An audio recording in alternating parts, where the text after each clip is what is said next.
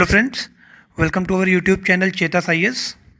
दोस्तों, ये हमारे इंडियन पॉलिटी लेक्चर सीरीज का 7th लेक्चर है। आज के इस लेक्चर में हम लोग डिस्कस करेंगे फंडामेंटल राइट्स आर्टिकल 12 और आर्टिकल 13 के बारे में। फ्रेंड्स, 6th लेक्चर में हम लोगों ने already features of the fundamental right को पढ़ लिया है। इस पूरे लेक्चर सीरीज के माध्यम से हम लोग इंडियन पॉलिटी की जो सबसे ज़्यादा रिकमेंडेड बुक है एम लक्ष्मीकांत, उसको चैप्टर बाय चैप्टर डिस्कस कर रहे हैं। यहाँ पर बेसिक टू एडवांस सारी इंपॉर्टेंट बातें आपको बताई जाएंगी। इससे पहले के सारे वीडियोस में अभी तक आर्टिकल 12 तक की सारी बातें ऑलरेडी हम लोगों ने कर ली हैं। आप पूरे प्लेलिस्ट पर जा सकते हैं, ऊपर आई बटन पर उसका लिंक दिया गया है। Okay friends, so let's start. तो फ्रेंड्स, अब हम बात करेंगे आर्टिकल 12 की। आर्टिकल 12 में सबसे पहले देखेंगे कॉन्स्टिट्यूशन में क्या लिखा हुआ है। आर्टिकल 12 में डेफिनेशन लिखी हुई है, एक बार मैं पढ़ देता हूँ। In this part, unless the context otherwise requires, state includes what? Government and parliament of India, government and legislature of each state, local bodies and other authorities. इतनी चीज़ों से मिलकर के स्टेट बनता है, जो कि पार्ट 3 में लिखे हुए हैं। जो स्टेट पार्ट 3 में लिखा हुआ है वो किन किन चीज़ों से मिलकर के बना हुआ है, वो आपका आर्टिकल 12 बताता है।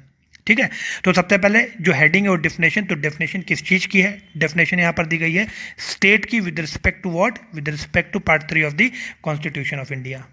Part 3 is what? Part 3 is nothing but fundamental rights, मूल अधिकार के रिस्पेक्ट में। ठीक है, जो पार्ट 3 है आपका, उसमें भाग 3 में जहां जहां पर भी स्टेट वर्ड लिखा हुआ है, जहां जहां पर भी स्टेट वर्ड लिखा हुआ है, उस स्टेट का क्या मतलब होगा, उस स्टेट में क्या क्या चीज़ें मतलब इंक्लूड होंगी, किन किन चीज़ों से मिलकर के स्टेट बना है, वो बात हमें आर्टिकल 12 बताता है। अब देखते हैं कि किन किन चीज़ों से मिलकर के स्टेट में क्या क्या चीज़ें इंक्लूड होती हैं, किन किन चीज़ों से मिलकर के बना हुआ है। तो सबसे पहली बात इसमें जो आर्टिकल 12 में बताता है वो government and parliament of India. इसका मतलब क्या है कि legislative and executive of organs of the union government. जो सबसे पहली बात ये कर रहा है वो है government and parliament of India, जिसमें एग्जीक्यूटिव और legislative organs of the union government की हम बात करते हैं।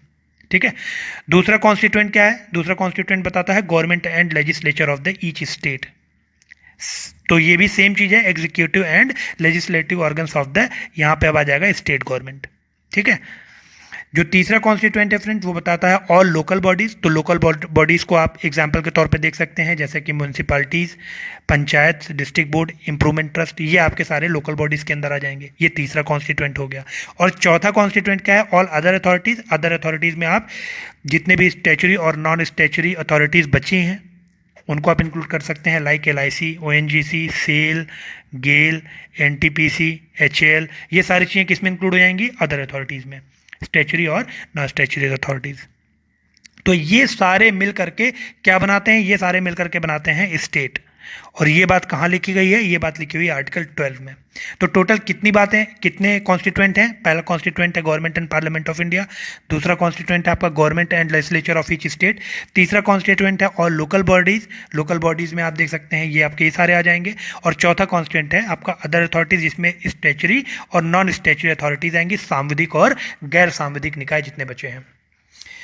सुप्रीम कोर्ट ने फ्रेंड्स अपने डिसीजन और आगे की जो इंटरप्रिटेशन है उसमें सुप्रीम कोर्ट ने बताया कि जो स्टेट की डिफिनेशन है कॉन्स्टिट्यूशन में, अगर एक्सप्लिसिटली बात करें तो इतनी चीज़ें मेंशन हैं।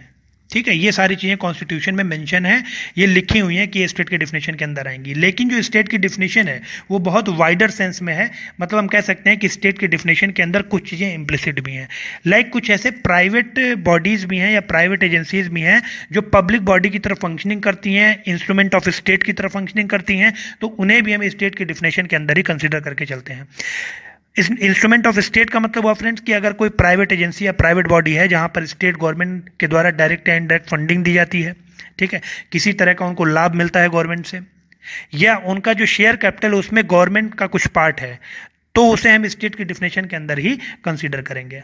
और अगर ये सारी जो बॉडीज हैं जिनके बारे में अभी हम लोगों ने बात की, ये सारे बॉडीज अगर कोई ऐसा लॉ बनाती हैं, है ना, या कोई ऐसा रूल बनाती हैं जो कि किसी व्यक्ति के फंडामेंटल राइट को इन्फ्रिंज करता है या वायलेट करता है, तो उस व्यक्ति के पास ये अधिकार है, ये कॉन्स्टिट्यूशनल रेमेडी है कि वो सुप्रीम कोर्ट या हाई कोर्ट में डायरेक्ट अपील कर सकता है उस लॉ या उस रूल के अगेंस्ट में। ठीक है। तो मतलब कहीं ना कहीं ये जो आपका आर्टिकल 12 है, ये आपको ये एक अधिकार देता है कि अगर ये चीज़ें आपकी कोई भी इनके द्वारा बनाया गया कोई भी लॉ अगर आपके फंडामेंटल राइट को वायलेट करता है तो आप कोर्ट ऑफ लॉ में, कहने का मतलब है सुप्रीम कोर्ट या हाई कोर्ट में चैलेंज कर सकते हैं उसको अपने फंडामेंटल राइट के वायलेशन के आधार पर। अब अभी जैसा कि मैंने आपको बताया कि कुछ प्राइवेट बॉडीज़ हैं जो कि अगर इंस्ट्रूमेंट ऑफ स्टेट की तरफ वर्क करती हैं तो उन्हें भी स्टेट की डिफिनेशन के अंदर ही कंसिडर किया जाता है। इसमें फ्रेंड्स एक टॉपिक है जो बहुत ज़्यादा इंपॉर्टेंट हो जाता है यूपीएससी के पॉइंट ऑफ व्यू से या स्टेट सिविल सर्विसेज एग्जाम्स के पॉइंट ऑफ व्यू से, वो है आपका बीसीसीआई। अब बीसीसीआई आपका स्टेट है या नहीं है, ठीक है। Board of control for cricket in India ये स्टेट की डिफिनेशन के अंदर आता है या नहीं आता है, तो इस पर एक केस हुआ सुप्रीम कोर्ट के अंदर 2005 में, और केस था आपका BCCI versus Netaji cricket club and ORS 2005 का केस। इस केस में board of control for cricket in India versus Netaji cricket club, इस केस में सुप्रीम कोर्ट का जो डिसीजन आया वो मैं शॉर्ट में, उस डिसीजन का जो क्रक्स है वो मैं आपको शॉर्ट में बताता हूं, ठीक है, जो हमारे एग्जाम के लिए इंपॉर्टेंट है। तो इस केस में फ्रेंड सुप्रीम कोर्ट ने ये जजमेंट दिया, ये सुप्रीम कोर्ट का फैसला था कि जो बीसीसीआई का रोल है वो बहुत ज़्यादा डीप और परवेसिव है as far as cricket is concerned. अब चूंकि इसका रोल डीप और परवेसिव है क्रिकेट के रिस्पेक्ट में, तो ये इसकी जो फंक्शनिंग होती है वो बिल्कुल पब्लिक बॉडी की तरह ये फंक्शन करता है, मतलब किसी गवर्नमेंट ऑर्गन की तरह इसकी फंक्शनिंग होती है। और आपको पता है कि अगर कोई पब्लिक बॉडी है या गवर्नमेंट ऑर्गन है, अगर वो फंक्शन कर रहा है, ठीक है, या अगर वो कोई लॉ बना रहा है तो उसके पीछे वो एक डॉक्ट्राइन फॉलो करता है जो आप कह सकते हैं फेयरनेस और गुड फेथ की डॉक्ट्राइन होती है, ठीक है। और इस डॉक्ट्राइन को क्यों फॉलो करता है, क्योंकि कहीं ना कहीं गवर्नमेंट का जो कॉन्सेप्ट है वो इगैलिटेरियन सोसाइटी को प्रमोट करने का, ठीक है, कहीं ना कहीं सोसाइटी में इक्वलिटी हो, कोई डिस्क्रिमिनेशन ना हो, तो एक फेयरनेस, अनबायास्ड और गुड फेथ का जो डॉक्ट्राइन है वो उनको फॉलो करना पड़ता है, इस आइडियोलॉजी के साथ काम करना पड़ता है। तो सुप्रीम कोर्ट ने बोला कि जो बीसीसीआई है, अब चूंकि इसका ऐसा रोल है और इतना ज्यादा कंट्रोल है क्रिकेट के गेम के ऊपर, तो ये एक पब्लिक बॉडी की ही तरफ फंक्शन करना चाहिए, ठीक है, ये एक पब्लिक बॉडी होनी चाहिए या स्टेट की डिफिनेशन के अंदर होनी चाहिए आर्टिकल 12 के। लेकिन सुप्रीम कोर्ट ने इस जजमेंट में जो फाइनल जजमेंट दिया उसमें सुप्रीम कोर्ट ने बोला कि जो बीसीसीआई है ये स्टेट की डिफिनेशन के अंदर नहीं आता है, आर्टिकल 12 में स्टेट की डिफिनेशन में ये नहीं आता है। क्यों नहीं आता है, क्योंकि इन्होंने रीजन बताया कि जो बोर्ड है, जो बीसीसीआई है, it was not created by any statute nor a part of the share capital held by the government, मतलब ये किसी स्टेट के द्वारा नहीं बनाया गया है, साथ ही साथ इसका कोई भी शेयर कैपिटल गवर्नमेंट के द्वारा हेल्ड नहीं किया था।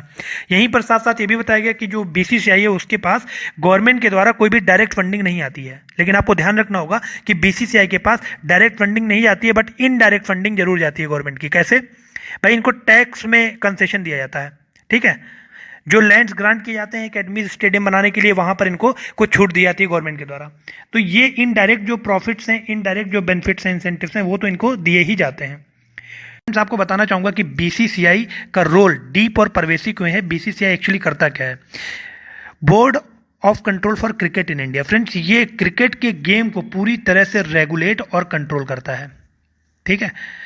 जितने भी लॉज, नोटिफिकेशन, रेगुलेशंस, नॉर्म्स ये होते हैं, ये बीसीसीआई बनाता है क्रिकेट के गेम के लिए, ठीक। दूसरी बात फ्रेंड्स कि जो बीसीसीआई है, कहीं ना कहीं इसके पास जो मेंबर्स और प्लेयर्स होते हैं क्रिकेट के, उनको चूज करने का और उनको डिस्क्वालीफाई करने का पूरा राइट होता है, पूरा अधिकार होता है। मतलब किसी भी मेंबर को अपॉर्चुनिटी प्रोवाइड करना ये भी बीसीसीआई के हाथ में है, किसी भी प्लेयर को उसके करियर की अपॉर्चुनिटी देना ये भी बीसीसीआई के हाथ में है। अगर उसकी करियर की अपॉर्चुनिटी खत्म करनी है, उस प्लेयर पर को डिस्क्वालीफाई करना है, बैन करना है, तो ये भी सोल राइट बीसीसीआई के पास होता है। तो आप यहां पर देख रहे होंगे आर्टिकल 21 पिक्चर में आ जाता है। अगर आप किसी मेंबर को डिस्क्वालीफाई कर रहे हो, ठीक है, अगर आप किसी मेंबर पे बैन लगा रहे हो या प्लेयर पे बैन लगा रहे हो, तो कहीं ना कहीं उसका right to life and personal liberty article 21 के अंदर वायलेट हो रहा है। अब उसके पास यहां इस स्थिति में यह अधिकार होना चाहिए कि वो सुप्रीम कोर्ट या हाई कोर्ट में कॉन्स्टिट्यूशनल रेमेडी के लिए मूव करे। लेकिन कॉन्स्टिट्यूशनल रेमेडी उसे तब तक नहीं मिलेगी जब तक बीसीसीआई आपकी स्टेट की डिफिनेशन के अंदर नहीं आए, क्योंकि पार्ट 3 में ये चीज लिखी हुई है कि कॉन्स्टिट्यूशनल रेमेडी दी जाती है स्टेट के अगेंस्ट में। अब स्टेट कोई ऐसा लॉ या कोई ऐसा रूल नहीं बनाएगा जिससे किसी का फंडामेंटल राइट वायलेट हो। अगर कोई चीज स्टेट की डिफिनेशन के अंदर नहीं आ रही है, आर्टिकल 12 के अंदर नहीं आ रही है, तो आप सुप्रीम कोर्ट, हाई कोर्ट में एज अ कॉन्स्टिट्यूशनल रेमेडी नहीं मूव कर सकते। आप जा सकते हो कि अपील कर सकते हो, बट कॉन्स्टिट्यूशनल रेमेडी की तरह आप मूव नहीं कर सकते, ठीक है, तो यहां पर ये चीज इंपॉर्टेंट हो जाती है कि जो बीसीसीआई है वो पब्लिक बॉडी की तरह अगर फंक्शनिंग कर रही है तो उसे स्टेट की डिफिनेशन के अंदर होना चाहिए। ठीक है, कहीं ना कहीं अब मैं आपको बताऊंगा कि किस तरह ये पब्लिक बॉडी की तरह फंक्शनिंग करती है। तो ये हजारों करोड़ रुपए खर्च करती है बिल्डिंग, स्टेडियम और एकेडमीज बनाने में। जहां पर ये बिल्डिंग, स्टेडियम, एकेडमीज बनाते हैं वहां पर इनको इनकम टैक्स में कंसेशन मिलता है, इनकम टैक्स में इनको कुछ माफी मिलती है, ठीक है, गवर्नमेंट के द्वारा। तो अगर डायरेक्ट फाइनेंसिंग नहीं भी है तो भी इनको टैक्स के थ्रू या इनडायरेक्ट फाइनेंसिंग तो गवर्नमेंट कर ही रही है ना बीसीसीआई को। तो स्टेट की डिफिनेशन के अंदर तो ये होना ही चाहिए। उसी तरह अगर बीसीसीआई की बात करें विद रिस्पेक्ट टू प्लेयर्स और मेंबर्स, तो वो पेंशन स्कीम्स फ्रेम करते हैं प्लेयर्स के लिए, एक्सपेंडिचर करते हैं। ठीक है, उसी तरह जो मैच होता है उसका जो ब्रॉडकास्ट और टेलीकास्ट राइट होता है ये ब्रॉडकास्ट कंपनीज को सेल करते हैं, बेचते हैं। जहां पर मैच हो रहा है जिस वेन्यू पे, उस वेन्यू पे एडमिशन फी कलेक्ट करते हैं मैच देखने के लिए। ठीक है, तो इस तरह से देखा जाए तो फ्रेंड्स ये जितने भी काम होते हैं वो कहीं ना कहीं स्टेट गवर्नमेंट और सेंट्रल गवर्नमेंट की कॉन्करेंस के साथ होते हैं, है ना। स्टेट गवर्नमेंट और सेंट्रल गवर्नमेंट को जानकारी होती है, क्योंकि आपको पता है जहां पर भी मैच होता है तो लॉ एंड ऑर्डर स्टैब्लिश करने के लिए वहां पुलिस लगाई जाती है। तो कहीं ना कहीं स्टेट गवर्नमेंट के इंस्ट्रूमेंट्स तो लगे हुए हैं, और इंस्ट्रूमेंट ऑफ जो स्टेट गवर्नमेंट है उसी की तरह या सेंट्रल गवर्नमेंट की तरह ही ये वर्क करता है। और एक इंपॉर्टेंट बात है फ्रेंड्स कि जो हाईएस्ट ऑनर्स होते हैं जो लाइक भारत रत्न, पद्म विभूषण, पद्म भूषण, पद्मश्री, ये अवार्ड भी मेंबर्स को या प्लेयर्स को प्रोवाइड किए जाते हैं। तो इसकी जो वर्किंग है वो एक पब्लिक बॉडी की तरह, गवर्नमेंट बॉडी की तरह है, इसलिए इसको पब्लिक बॉडी की तरह स्टेट की डेफिनेशन के अंदर होना चाहिए। आर्टिकल 12 के अंदर, आरटीआई के अंदर इसको आना चाहिए। इसीलिए लॉ कमीशन ने भी अपने रिकमेंडेशन में, इवन लोधा कमेटी और लॉ कमीशन, इन दोनों ने अपने रिकमेंडेशन बोला कि जो बीसीसीआई है वो राइट टू इंफॉर्मेशन एक्ट के अंदर आना चाहिए, ताकि अगर कोई भी इंफॉर्मेशन फर्निश करना चाहे बीसीसीआई से रिलेटेड तो वो उनसे इंफॉर्मेशन मांग सके। अगर वो स्टेट के डेफिनेशन के अंदर या पब्लिक बॉडी के डेफिनेशन के अंदर नहीं आएंगे तो आरटीआई के अंदर भी नहीं आएंगे। लेकिन रिकमेंडेशन यही थी कि इनको होना चाहिए स्टेट की डेफिनेशन के अंदर, राइट। अगला आर्टिकल है फ्रेंड्स हमारे पास आर्टिकल नंबर 13। आर्टिकल 13 में टोटल 4 क्लॉज दिए गए हैं, क्लॉज 1, 2, 3 एंड 4। क्लॉज 3 में फ्रेंड्स 2 सब क्लॉज भी हैं, सब क्लॉज ए, सब क्लॉज बी। सबसे पहले अभी हम लोग क्लॉज 1 और क्लॉज 2 को डिस्कस करेंगे, उसके बाद क्लॉज 3 और फिर क्लॉज 4। अगर मेन हेडिंग की बात करें फ्रेंड्स आर्टिकल 13 के, तो आर्टिकल 13 में लिखा हुआ है लॉज इनकंसिस्टेंट विद और इन डेरोगेशन ऑफ फंडामेंटल राइट। मतलब ऐसे लॉज जो फंडामेंटल राइट से इनकंसिस्टेंट होंगे, उनको कर्टेल करेंगे, इन्फ्रिंज करेंगे, उन्हें नल या वॉइड माना जाएगा। ठीक है, तो कहीं ना कहीं आर्टिकल 13 की जो हेडिंग है कहीं ना कहीं वही आपकी कॉन्स्टिट्यूशन की सुप्रीमेसी को इंश्योर कर रही है। कॉन्स्टिट्यूशन हमारा सुप्रीम है, fundamental law of the land है, इसीलिए fundamental law of the land बोला जाता है कॉन्स्टिट्यूशन को। ठीक है, तो सबसे पहले जो स्टार्टिंग के क्लॉज 1 और क्लॉज 2 हैं उनको समझने के लिए कुछ इंपॉर्टेंट कीवर्ड्स हैं जिन्हें आपको समझना पड़ेगा कि उनका मतलब क्या है। ठीक है, इन दोनों क्लॉज में लिखे हुए हैं। जैसे कि अगर हम बात करें पहले क्लॉज की, तो उसमें आपका लिखा हुआ है ऑल लॉज इन फोर्स। दूसरे क्लॉज में लिखा हुआ है एनी लॉ या स्टेट। तो इन सब का क्या मतलब है एक एक करके हम डिस्कस करेंगे। सबसे पहले क्लॉज 1 हम पढ़ते हैं, all laws in force in the territory of India immediately before the commencement of this constitution insofar as they are inconsistent with the provision of this part, which part? Part 3, shall to the extent of such inconsistency be void। तो ये आपका clause 1 था article 13 का। यहां पर friend जो all laws in force लिखा हुआ है, यहां पर ऑल लॉज इन फोर्स का मतलब है प्री कॉन्स्टिट्यूशनल लॉज, मतलब ऐसे लॉज जो कॉन्स्टिट्यूशन बनने से पहले ही इन फोर्स हैं इंडिया के अंदर। ठीक है, मतलब क्लॉज 1, आर्टिकल 13 का जो क्लॉज 1 है वो प्री कॉन्स्टिट्यूशनल लॉज की बात करता है। अगर कोई भी प्री कॉन्स्टिट्यूशनल लॉ है, मतलब अगर क्लॉज 1 का अगर हम क्रक्स देखें कि इस पूरे क्लॉज का क्रक्स क्या है, कि अगर कोई प्री कॉन्स्टिट्यूशनल लॉ है और वो फंडामेंटल राइट से इनकंसिस्टेंट है तो उसे नल या वॉइड माना जाएगा। Any pre constitutional laws if inconsistent with fundamental right shall be null और वॉइड। ये आपका क्रक्स था पहले क्लॉज का। उसी तरह अगर फ्रेंड सेकेंड क्लॉज की बात करें तो यहां पर लिखा हुआ है state shall not make any law which takes away or abridges the rights conferred by this part, part 3, and any law made in contravention of this clause shall to the extent of such contravention be void। मतलब यहां पर आप क्या कह रहे हैं clause 2 में, post constitutional laws की बात कर रहा है। यहां पर जो एनी लॉ, इसका क्या मतलब है, पोस्ट कॉन्स्टिट्यूशनल लॉ। कोई भी पोस्ट कॉन्स्टिट्यूशनल लॉ या स्टेट कोई भी अब ऐसा लॉ नहीं बनाएगा जो फंडामेंटल राइट्स को एब्रिज करे, उनको कर्टेल करे या उनके कंट्रावेंशन में हो।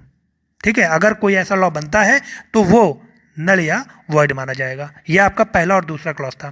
तो मतलब एक बार रिवाइज करा देता हूं मैं कि जो पहला क्लॉज था उसमें लिखा हुआ था कि कोई भी प्री कॉन्स्टिट्यूशनल लॉ है, अगर वो फंडामेंटल राइट से इनकंसिस्टेंट है तो नल और वॉइड होगा। कोई भी फ्यूचर लॉ जो स्टेट बनाने वाला है, कोई भी लॉ ऐसा स्टेट नहीं बनाएगा जो फंडामेंटल राइट्स को एब्रिज या कर्टेल करे, उसके कंट्रावेंशन में हो। अगर बनता है तो नल और वाइड होगा। इन शॉर्ट, जो क्लॉज 1 है ये प्री कॉन्स्टिट्यूशनल लॉ की बात कर रहा है और जो क्लॉज 2 है ये आपका पोस्ट कॉन्स्टिट्यूशनल लॉज की बात कर रहा है। राइट, तो ये थे फ्रेंड्स क्लॉज 1 और क्लॉज 2। और यहां पर जो स्टेट लिखा हुआ है सेकेंड क्लॉज में, आपको जो स्टेट दिख रहा है, ये हम किस स्टेट की बात कर रहे हैं, ये हम बात कर रहे हैं आर्टिकल 12 में जो स्टेट की परिभाषा हम लोगों ने पढ़ी है। आर्टिकल 12 के अंदर जो मैंने आपको स्टेट की परिभाषा अभी बताई है, उसी स्टेट की यहां पर हम बात कर रहे हैं क्लॉज 2 में, आर्टिकल 13 के। तो फ्रेंड्स, अब तक हम लोगों ने आर्टिकल 13 के क्लॉज 1 और क्लॉज 2 को पढ़ लिया है। ठीक है, क्लॉज 1 में मैंने आपको बताया था कि जो लॉज इन फोर्स हैं ये आपके प्री कॉन्स्टिट्यूशनल लॉज हैं, और जो क्लॉज 2 है आपका, यहाँ पर जो लॉ लिखा हुआ है ये आपके पोस्ट कॉन्स्टिट्यूशनल लॉज हैं। अब यहाँ पर फ्रेंड्स ये जो लॉ इन फोर्स है इसका मतलब प्री कॉन्स्टिट्यूशनल लॉ है। ये हमें कहाँ से पता चलता है, ये हमें पता चलता है आर्टिकल 13 क्लॉज 3 से। ठीक है, जिसके बारे में अब हम लोग डिस्कस करने जा रहे हैं। आर्टिकल 13 का क्लॉज 3 हमें बताता है कि लॉ इन फोर्स का मतलब है प्री कॉन्स्टिट्यूशनल लॉज, और यहाँ पर ये जो लॉ लिखा हुआ है, ठीक है, ये पोस्ट कॉन्स्टिट्यूशनल लॉ है। इसमें क्या क्या चीज़ें आएंगी, जैसे कि कुछ परमानेंट लॉ या कुछ टेम्पररी लॉज होते हैं, कुछ स्ट्रेचरी इंस्ट्रूमेंट्स होते हैं, कुछ non legislative source of laws होते हैं। तो ये सारी चीज़ें लॉ के अंदर इंक्लूड होती हैं। ये हमें आर्टिकल 13 क्लॉज 3 का सब क्लॉज ये बताता है। तो अब जैसे कि मैंने आपको बताया आर्टिकल 13 क्लॉज 3, इसमें 2 सब क्लॉज हैं, सब क्लॉज ए और sub clause B. Sub clause A में जो लॉ लिखा हुआ है ये किस लॉ की बात कर रहा है, आर्टिकल 13 क्लॉज 2 में जो लॉ लिखा हुआ है उसकी बात कर रहा है। ठीक है, तो अब इस लॉ में क्या क्या चीज़ें इंक्लूड होंगी ये आपका आर्टिकल 13 क्लॉज 3 का सब क्लॉज ए बताता है। ठीक है, तो आइए देख लेते हैं क्या क्या चीज़ें इसमें आती हैं। अगर सबसे पहले हम देखेंगे तो यहाँ पर ऑर्डिनेंसेज आते हैं। ऑर्डिनेंसेज आपके कह सकते हैं आपके टेम्पररी लॉज होते हैं। ठीक है, ऑर्डिनेंसेज आपके टेम्पररी लॉज होते हैं। उसी तरह अगर order, by law, rule, regulation, notification इनकी बात करें तो ये आपके स्टैच्यूटरी इंस्ट्रूमेंट्स होते हैं या स्टैच्यूटरी टूल्स होते हैं। उसी तरह अगर कस्टमरी लॉज की हम बात करें, कस्टम और यूजेस की बात करें, तो ये आपके non legislative source of laws होते हैं, और कुछ परमानेंट लॉज भी होते हैं। तो यहाँ पर टोटल ये जो आर्टिकल 13 के क्लॉज 2 में लॉ लिखा हुआ था, इसमें क्या क्या चीज़ें इंक्लूड होंगी उनको टोटल 5 एरिया में क्लासिफाई किया गया है, 4 एरियाज में क्लासिफाई किया गया है। जिसमें पहला बताया गया कुछ परमानेंट लॉज होते हैं, ऑर्डिनेंसेज आपके आ जाते हैं टेम्परेरी लॉज में, ये दूसरा क्लासिफिकेशन हो गया। तीसरा क्लासिफिकेशन में आ जाता है आपका order, bye laws, rule, regulation, notification, जिन्हें आप स्टैच्यूटरी इंस्ट्रूमेंट्स कह सकते हैं। और जो कस्टमरी लॉज होते हैं या यूजेस होते हैं, ये आपके non legislative source of laws होते हैं। ये इनके लिए पार्लियामेंट को कोई अलग से लॉ बनाने की आवश्यकता नहीं होती है। ठीक है, तो ये आपका आर्टिकल 13 का क्लॉज 3 का सब क्लॉज ए था। राइट, उसी तरह फ्रेंड्स जो आर्टिकल 13 क्लॉज 3 सब क्लॉज बी है, उसमें आपका बताया गया है कि लॉ इन फोर्स में क्या आएगा। तो ये आपको मैंने ऑलरेडी पहले बता दिया है कि आर्टिकल 13 का जो क्लॉज 1 था उसमें जो लॉ इन फोर्स लिखा हुआ था उसका मतलब है प्री कॉन्स्टिट्यूशनल लॉज। अब ये कहां से हमें पता चलता है, ये पता चलता है आर्टिकल 13 क्लॉज 3 सब क्लॉज बी से। देखिए यहां पर लिखा हुआ है कि law in force in the territory of India before the commencement of this constitution. Before the commencement of this constitution का क्या मतलब हुआ, प्री कॉन्स्टिट्यूशनल लॉज। राइट, तो फ्रेंड्स ये आप अब तक हम लोगों ने आर्टिकल 13 क्लॉज 1, 2, 3 के सब क्लॉज ए और सब क्लॉज बी इनको अच्छे से डिस्कस कर लिया है। राइट, इसके बाद फ्रेंड जो अगला क्लॉज है हमारा आर्टिकल 13 का क्लॉज 4 है, जो कि लास्ट क्लॉज है। आर्टिकल 13 के क्लॉज 4 के अनुसार nothing in this article shall apply to any amendment of this constitution made under article 368। Article 368 क्या बताता है, power of parliament to amend this constitution. मतलब कॉन्स्टिट्यूशनल अमेंडमेंट की बात कहाँ की गई है, आर्टिकल 368 में की गई है। ठीक है, इसके अकॉर्डिंग इसमें एक और इंपॉर्टेंट चीज़ जो आपको पता होनी चाहिए फ्रेंड्स, कि जो ये क्लॉज है क्लॉज 4 आर्टिकल 13 का, इसे इंसर्ट किया गया था 24th कॉन्स्टिट्यूशन अमेंडमेंट एक्ट 1971 के द्वारा। 1971 में आर्टिकल 13 में ये क्लॉज इंसर्ट किया गया था। ठीक है, 24वें संवैधानिक संशोधन अधिनियम के द्वारा। ये आपको ध्यान रखना होगा। अच्छा, इसी अमेंडमेंट के द्वारा 24th कॉन्स्टिट्यूशन अमेंडमेंट के द्वारा ही आर्टिकल 368 में भी एक क्लॉज इंसर्ट किया गया था। ठीक है, आर्टिकल 368 में भी एक क्लॉज इंसर्ट किया गया था, जिसको हम लोग तब डिस्कस करेंगे जब आर्टिकल 368 के बारे में पढ़ेंगे। अभी आपको ध्यान रखना है कि जो 24वां संवैधानिक संशोधन अधिनियम था 1971 में, आर्टिकल 3 में इसने क्लॉज 4 को इंसर्ट किया। और ये इंसर्ट करने का मतलब क्या था, क्रक्स क्या है इस क्लॉज का, कि जो कॉन्स्टिट्यूशनल अमेंडमेंट है, जो कॉन्स्टिट्यूशनल अमेंडमेंट होंगे वो आर्टिकल 13 के अंदर जो लॉ की डिफिनेशन लिखी हुई है उसके अंदर ये इंक्लूड नहीं होंगे। ठीक है, मतलब आर्टिकल 13 के अंदर क्लॉज 3 सब क्लॉज ए के अंदर जो लॉ की डिफिनेशन लिखी हुई है उसमें कॉन्स्टिट्यूशनल अमेंडमेंट नहीं आते हैं, ये आपको ध्यान रखना है। अब इसके क्या इंप्लीकेशन होंगे फ्रेंड्स, अगर कॉन्स्टिट्यूशनल अमेंडमेंट लॉ की डिफिनेशन के अंदर नहीं आएंगे तो इसका मतलब कि अगर कोई कॉन्स्टिट्यूशनल अमेंडमेंट किया जाता है और फंडामेंटल राइट को वायलेट किया जाता है तो उस चीज़ को हम कोर्ट ऑफ लॉ में चैलेंज नहीं कर सकते, या सुप्रीम कोर्ट या हाई कोर्ट में चैलेंज नहीं कर सकते। क्यों? क्योंकि जो कॉन्स्टिट्यूशनल अमेंडमेंट हैं वो लॉ के डिफिनेशन के अंदर नहीं आ रहे हैं आर्टिकल 13 के अनुसार, राइट। लेकिन फ्रेंड्स इसी के 2 साल बाद 1973 में एक बहुत ही इंपॉर्टेंट केस हुआ जिसे हम जानते हैं केशवानंद भारती केस 1973 के नाम से। इस केस में एक बहुत ही इंपॉर्टेंट बात की गई बेसिक स्ट्रक्चर की। ठीक है, और इसी केस में सुप्रीम कोर्ट ने बताया कि जो फंडामेंटल राइट्स हैं they are the part of the basic structure of the constitution of India.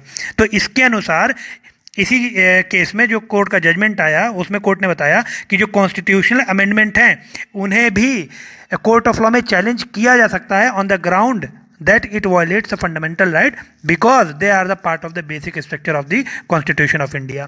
और इस तरह से जो कॉन्स्टिट्यूशन अमेंडमेंट होगा उसे भी नल या वॉइड घोषित किया जा सकता है यदि वो बेसिक स्ट्रक्चर को डिस्टर्ब करेगा या मूलभूत संरचना को डिस्टर्ब करेगा।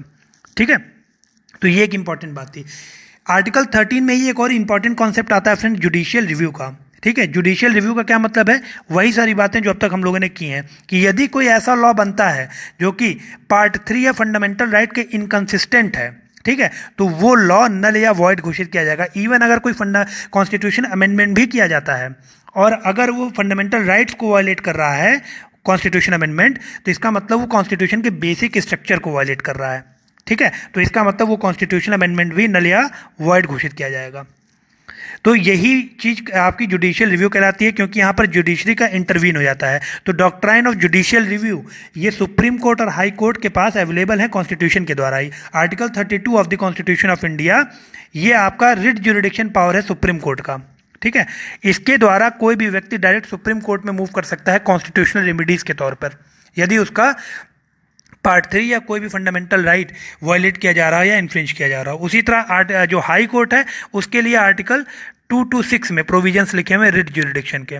ठीक है, अब सुप्रीम कोर्ट और हाई कोर्ट के जो रिट ज्यूरिडिक्शन है उनको कंपेयर भी हम करेंगे आगे आने वाले वीडियोस में कि किसका जो ज्यूरिडिक्शन है हाई कोर्ट का वाइडर है या सुप्रीम कोर्ट का वाइडर है, राइट। किन किन केसेस में हाई कोर्ट में आप रिट ज्यूरिडिक्शन की तरफ मूव कर सकते हैं, ये हम लोग स्पेशली डिस्कस करेंगे जब हम लोग ज्यूरिडिक्शन देखेंगे सुप्रीम कोर्ट या हाई कोर्ट के, जिसमें आपको original jurisdiction, appellate jurisdiction, writ jurisdiction, advisory jurisdiction, ये सारे आपको बताए जाएंगे एक ही वीडियो में। ओके फ्रेंड्स, तो आई होप आपको ये पूरा कॉन्सेप्ट समझ में आया होगा, दोनों आर्टिकल क्रिस्टल क्लियर समझ में आएंगे, आर्टिकल 12 और article 13। Okay friends, so thank you for watching this video. अगर आपने अभी तक हमारे यूट्यूब चैनल को सब्सक्राइब नहीं किया है तो यूट्यूब चैनल को सब्सक्राइब कर लें और बेल आइकन को प्रेस कर लें ताकि कोई भी लेटेस्ट वीडियो यहाँ पर डाला जाए तो उसकी लेटेस्ट नोटिफिकेशन आपको ईजिली पहुँचा जाए।